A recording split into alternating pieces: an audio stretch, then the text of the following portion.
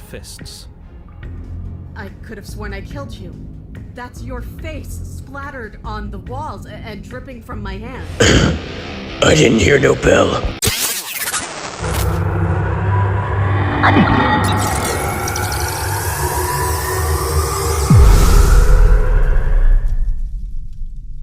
Welcome back, everyone, to a new episode of How Many Gigabytes of Storage Am I Sacrificing for a Glorified Slideshow? This time with a proper intro. No last vid I tried to summarize the Thorn's root and failed horribly. But today, I woke up And chose violence. Now that I think about it, a Doom Eternal vid would be fun. Moving on. For this vid, I'm actually going to do a bit of a challenge. If this vid gets around 30 likes in a week, I'll do a video on Batman Arkham Knight. Now, with that out of the way, let's get the shit beat out of us, shall we? Because Slay the Princess will show you pain, rage, and fury, and shows you that sometimes adversaries are the worst possible outcome. Sometimes through anger, there is redemption. Where I differed was I took the knife at the beginning. And from that, I got to see the other half of the princess. The one where if you took the knife, the way they talked to you, the way they acted towards you was so much different. It felt more cold, calculating. Almost as if they were hesitant to give us full, straight answers. And with every question I asked, I just felt my unease grow. My distrust for them grew absolute. The moment I told her about the mission was the moment I completely lost trust in her. But she also made a lot of good points. But because of that, I decided to slay her. You know why you're here. Doubt, unfortunately, clouds your thoughts as you attempt to run her through. A moment of distraction and hesitation is all she needed to sidestep your thrust and deliver a catastrophic blow to your jaw. It feels like you've been hit with a sledgehammer. You can feel bone grinding on bone where your jaw has been fractured. Holy shit, that hurts! Though she's unarmed, the shock of that first strike is enough to stagger you, putting you and the princess on somewhat equal footing. Your blade slashes through the air again and again, and her fists connect with your body as many times or more, each impact as heavy as that first bone-crushing hit. We can still turn this around. Fight, kill, or battle. Is it done? You and the princess stare at each other, both gasping for breath, equally exhausted. You probably won't make it out of here alive, but you can at least make sure that she won't make it out of here, either. Excuse me? Do you think this is what I wanted to happen? I have a duty to state the facts of the situation, and honestly, it's a miracle anyone is still standing right now. Can you not feel all those ruptured organs bouncing around in there? If the princess doesn't do our friend in herself, internal bleeding is certain to finish the job. The two of you clash for the final time. You feel your ribs break as she delivers a heavy blow, but you push through the pain, falling forward and sinking your blade deep into the princess's heart. Oh. The two of you fall to the floor. And this next bit would haunt me for the rest of the playthrough. This was fun. The princess gasps, her voice an unhealthy rasp as her lungs start to fill with blood. You put up more of a fight than I thought you would. But I have to wonder, do you really think this is the end? But you don't have time to worry over such things. Everything goes dark, and you die. And past this point was where the adversary route began for me. You're on a path in the woods, and at the end of that path is a cabin. And in the basement of that cabin is a princess. You're here to slay her. If you don't, it will be the end of the world.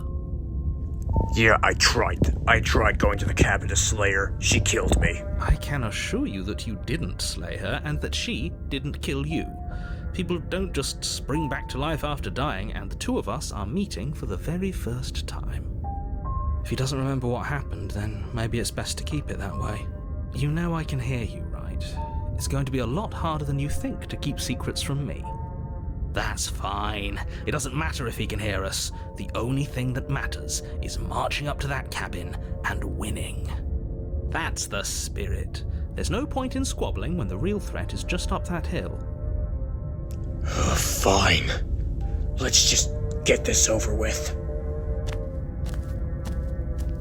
A warning before you go any further. She will lie, she will cheat, and she will do everything in her power to stop you from slaying her. Don't believe a word she says. Lying and cheating doesn't sound like her at all. Not that it matters. It's not like she can lie or cheat in the middle of a fight. Are you sure about that? The point of my warning wasn't to start an argument over what circumstances the princess is capable of lying in. It was to give you some broadly applicable advice.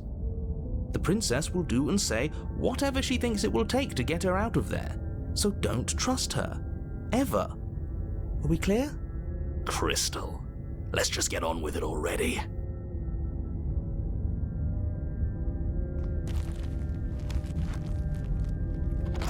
Now, like every other route, the cabin had changed. And this was actually the first time I truly interacted with the mirror. The cabin is tighter than its exterior would suggest. Its cold stone walls press in on you, as if trying to forcefully direct you towards your destination. The only furniture of note is a black iron altar with a pristine blade perched on its edge. The blade is your implement. You'll need it if you want to do this right.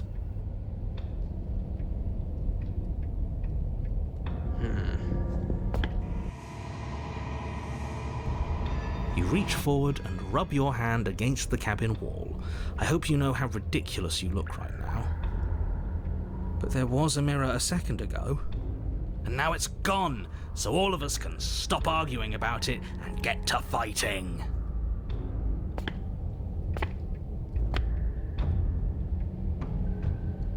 No blade this time. Right then, fisticuffs it is. Probably more fair to her anyway. Wouldn't want to feel like we cheated our way to a win. As long as you can still get the job done, and don't forget that the blade is waiting for you upstairs if you happen to change your mind.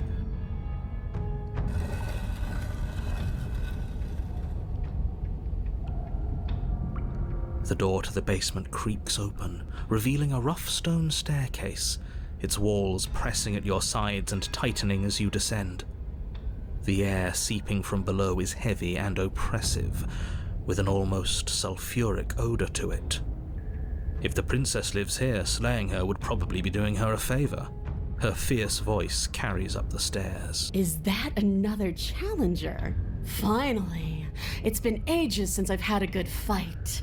This isn't what she sounded like last time. Her voice is a little deeper, almost threatening. Good.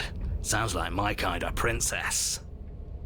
As much as I appreciate the enthusiasm, just make sure you don't let your bloodlust get to your head. You need to stay focused and keep your wits about you. Remember, you're here to slay the princess, not to have a good fight. As you descend the final step, the form of the princess comes into view, a large shackle leading from her wrist to the basement wall. Looks like she could rip those chains out of the wall without a second thought. Oh, it's you again. I've been hoping you'd find your way back here. Good to see that death doesn't stick for either of us. But no little knife this time, huh? No, I hope you're not just here to chat. I've been itching for a rematch. Now do you believe me, narrator? Because last time this didn't happen. What's that? Oh, that whole deja vu situation. Yes, it does seem like you and the princess remember each other, so let's say for a moment that I do believe you.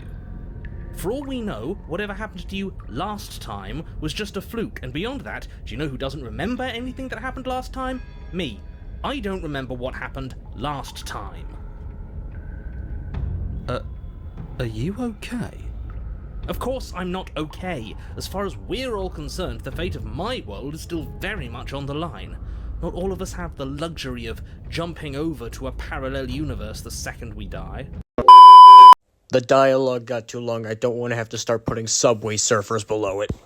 Looking at you, Gen Alpha.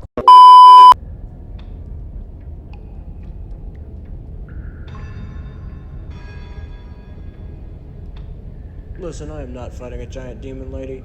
I'm out of here. Oh, you've got another thing coming if you think you can just turn around and leave. As you step towards the stairs, you hear the heavy creak of straining metal, and then a snap. She's loose. You have to make a decision, and you have to make it fast. Let's fight and die, or run for my life. Later, asshole. I am. You do your not swing best that to way. scramble up the stairs before the princess can reach you. You practically feel her steamy breath on the back of your neck, but you manage, just barely, to throw yourself over the threshold and slam the heavy stone doors behind you. God, so many stairs. You're safe, if only for a moment. The blade. Take the blade from the altar. 1 second, you stubborn son of a gun. I just ran up 6 flights of stairs. Are you sure about that? Do you think this door is enough to hold me? You're not getting out of this.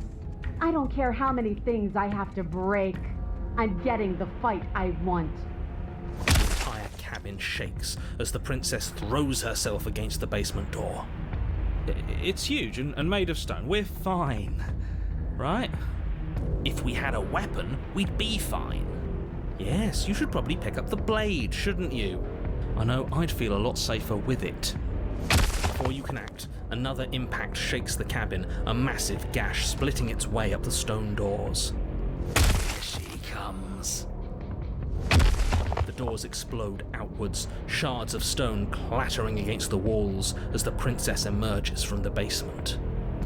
After everything we've been through, I can't believe this is going to end with you cowering in a corner. You're pathetic. We're doomed! In a fit of violence, the princess explodes across the room and closes the gap between you. She is merciless. With every blow comes a bloom of fresh pain, igniting nerves you didn't know you even had, your skin bruising and splitting and bleeding as her fists rain down relentlessly. But thankfully, you won't have to bear this agony much longer. Your body has its limits, and she has found them. I hate this. With your body a shapeless pulp, her fingers wrap around what's left of your neck. You disgust me. You hear a snap. Then everything goes dark, and you die. Now, for those wondering why I decided to run, I decided to flip a coin to decide whether or not I decided to be an idiot and try and kill them, or run for my life. And guess which side it landed on? And the coin said, turn tails and run. I'll see myself out. You're on a path in the woods, and at the end of that path... Alright, change of plans. We're taking the blade this time, and we're not hiding upstairs. Who cares about the blade? If we had a chance against her, we already missed it, didn't we? She got stronger, and we stayed the same. We've seen her bleed. Whatever she is, she started out mortal, which means she probably is still mortal, which means we can win. We just didn't take things seriously enough last time. If that's what you want, then fine. Enjoy being beaten to death again and again and again. Well, this is just great. Let me cut to the chase. Clearly, you've already been here. Yeah, you think? Actually, I don't think we have been here. This is all different, isn't it? That's a good point. Everything here is a little... off. Look, if the world around you is changing, especially all the way out here, then that means you're nearing the point of no return. Whatever happens next, that's it. There won't be any more do-overs. So you'd better take things seriously. But if we hit the point of no return, what happens? Then what happens? Have you even been listening? It's the end is what happens. Yeah, but is there something after the end? How am I supposed to know? The end means finality. It's not like I can just peek on over to the other side and tell you what it's like there, if there even is a there. Now, as I played through, I felt my perspective just change. I wasn't sure what the hell I was going to do. It felt like I was being pulled in hundreds of directions, and the game knew that, so it gave me an option. It feels like you're being pulled in 100 different directions because we've been beaten to death twice.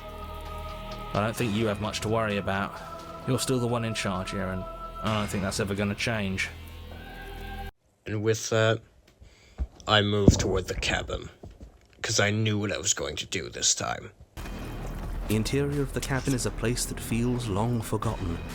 There was once an elegance to its construction, carved marble columns holding a high arched roof, vaulted windows letting in the weak starlight. But that is how it was. Now there is a growth that has overtaken it. A viscous fluid seeps from cracks in the stone walls, and it congeals into chaotic streaks of writhing nerves and wet clumps of living meat. That's horrible. It doesn't matter. The only furniture of note is a pulsating pedestal, a pristine blade perched on its edge. The blade is your implement. You'll need it if you want to do this right. You didn't mention the mirror this time either, huh? Why? A mirror? There is no mirror. There's the pedestal, the blade sitting on the pedestal, and the door to the basement. Just tell us where the door is. I'd like to get back to fighting, and if you want us to kill her so bad, I'm sure you feel the same. No more messing around. I don't know what to tell you. There isn't a mirror because I would know if there was a mirror. You're either seeing things or you're confused on the definitions of door and mirror. Or you're seeing things. That seems far more likely. What are you trying to say, exactly? He thinks we've lost it, that we're succumbing to madness, that something in us has broken. That's an unnecessarily melodramatic way to describe a hallucination, but sure. I'm not going to waste time arguing with any of you. It went away after we touched it last time. Let's just do it again. First of all, I'll be taking this. You take the blade from the pedestal. It would be difficult to slay the princess and save the world without a weapon. Good. Nothing feels better than gripping cold steel. You reach forward and drag your hand across the door leading to the basement. As if on command, it slowly slides open, scraping against the stone floor, its ancient hinges moaning as it reveals the dim path ahead. Why am I not surprised? You step forward into the darkness. And this led to the most brutal moment I've encountered in this game so far. And me, come down and see what you've done. It cuts both ways. We've both hurt each other. You make your way to the bottom of the stairs. The chamber's walls are painted in blood, a deep, sickening red that drips down in clotted streams onto the charred corpses that make up its floor. This place reeks of torment, of ripped skin and burning bone. The princess stands in its center, muscles flayed and bare and weeping, draped in a tattered dress of her own skin. Her heart beats from its place in her open chest. She's been hollowed out, just like us. Do you know what I'm going to do to you? There's not so much a moment of hesitation before she steps forward. Her chains pull taut, holding fast as she strains against them. The cuff around her wrist digs deeper into her skin. Blood drips from the place where metal meets flesh. And then, with a nauseating sound, the skin tears. It plops to the ground, and she pulls her red, glistening arm free from her bindings. She is loose, and she is coming for you. She's only trying to connect with us. Wouldn't you want to dig for a spark once you lost it? To try to reignite something, even if it hurts? Fine. Bring it on. heart free of fear, you charge towards the princess, your eyes locked on each other, both of you prepared to lay down your very essence in one blow. It's now or never. Let's make it a beautiful blaze of glory. With a horrifying squelch, you are unwound. No, that's our stuff. She can't just do that. She just did. Unfortunate, I know, but reality is reality. This is the only way it could have gone, really. Oh, you are just insufferable, aren't you? Come on, we're better than this. So, are we dead? No. Don't think that I'll allow you death here. I've made that mistake before. No, you will suffer until you see in me what I have seen in you. But the words don't leave your metaphorical mouth. Instead, all that leaves you is a wet and horrible gurgling as tissue vibrates out of place. Our metaphorical mouth? Oh, I didn't leave you a mouth, did I? It's better that way. Words get us nowhere. They aren't music. They aren't dance. They aren't feeling. Your eye, held far outside your skull by a thin stalk of nerves and viscera, stares back at her in unblinking silence. Let's see what meaning we can find together. Let's see what we're made of. Something infiltrates you. Though you do not see it, you feel it, slithering into your disaster of a body, seeping into the gaps between your molecules. The body of a sapient creature has, on average, 30 trillion cells, and each one of those cells is composed of 100 trillion some odd atoms. One of those cells is peeled from the others. 100 trillion atoms are gone. Are you still there? Are you still you? Yes? I think.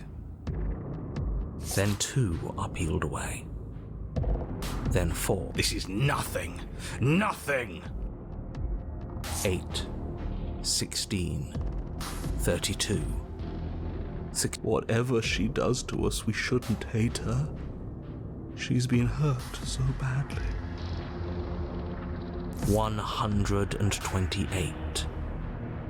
256.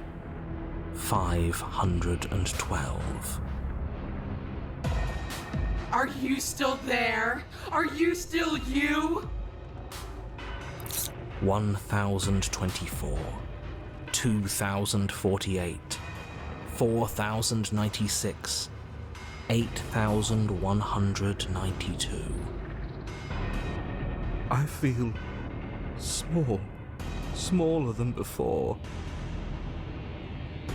16,384. 32,768. 65,536. You can't just count us into oblivion. 131,072. 262,144. 500s don't matter anymore. Are you still there? Are you still you? 2,096,000. 4,192,000.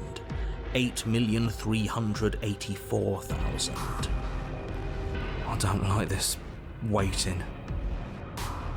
Waiting for something to happen, but it's taking so long. 16,768,000. 33,536,000. 67,072,000. Your eyes are useless. 134 million. The thousands don't matter anymore. Your blood begins to go places it shouldn't. Are you still there? Are you still you? There's the pain. I can feel it now. but we can handle this. We can't let her win. Fighting the pain is just the same as wallowing in it. This doesn't have to be something where you win or lose. We just have to accept it. Listen to it. 268 million. We don't need to count anymore. Your lungs fill with liquid. You smell things you shouldn't. You choke on pieces of what used to be you. Doesn't matter, because we're still alive. You are deconstructed. You are reconstructed. A square you, a round you, a you with too many legs, a you with many mouths which won't stop screaming. Then all of it pressed into a ball, tightly packed into the size of a fist. What does you even mean anymore? We just keep changing into horrible things we can't control. Make it stop, please. Make it stop. Please make it stop. You means we exist. There has to still be a way for us to win. Otherwise this would be pointless, and all this torture would be for nothing. You're right about one thing. It is torture, but it isn't pointless. The whole point is that it's torture. Are you still there? Are you still you? Yes. The ball is unraveled into the shape of a body. The skin peels off in a corkscrew. The eyes are plucked. The organs arranged in the air in a neat row. Are you still there? Are you still you? Shut. It's okay to let go. Then, I'm letting go. Yes. You are stretched into a line 12 feet long, then 24, then 48. The line gets thinner as you get longer. A mile. 2, 4, 8. Are you still there? Are you still you? Yes. Yes. 16, 32, 64. No. 128. I'm still here. You are stretched and stretched and stretched until you are longer than the world itself. You wrap around it again and again and again. A tense line of microcosmic tissue held together by forces that are far too weak for the task they've been given. Are you still there? Are you still you? I don't know. I'm going to stick around, as long as you need me to. Still there? Are you still you? You sit in these 30 trillion places, each second passing in each of them before you arrive at the next. Each second passing as 1 million years. And so, you wait. That's all I have. And then all at once there is a great rewinding, and all of the disparate pieces that once were you fall dutifully back into place. You are whole again, and in your body, the body you had before all of this happened, and the princess sits against the wall, her dress of skin more tattered than before, her face sullen and disappointed. You left me, and there's nothing I can do to bring you back. She's just like us. A piece of her is missing. That was awful. I hated every second of that. So I did do something to you after all. You seem off. Did something change? Different. I am, yes. We're doing all that for such a long time. I'm tired now. Me too. What were you hoping to accomplish with that? I don't know. I just wanted something back. Something that was missing. I don't really know what it is. I just know that it's still gone. I didn't like fighting you when we first met, and I don't want to right now. Oh. All this time I thought I understood something about you. But I didn't. Now what? That's up to you. Then here I stay. Okay. Well, I feel like I should leave now. Alone? That's up to you. After everything I've done to you, you'd really give me that option?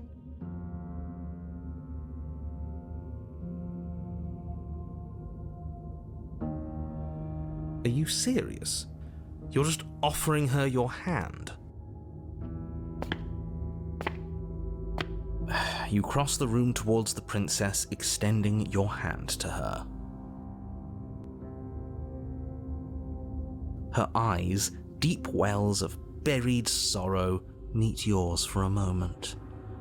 You despicable fiend.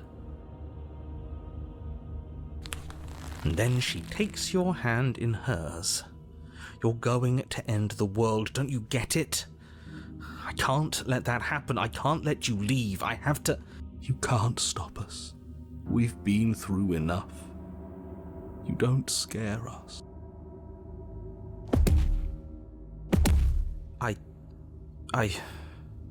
Fine.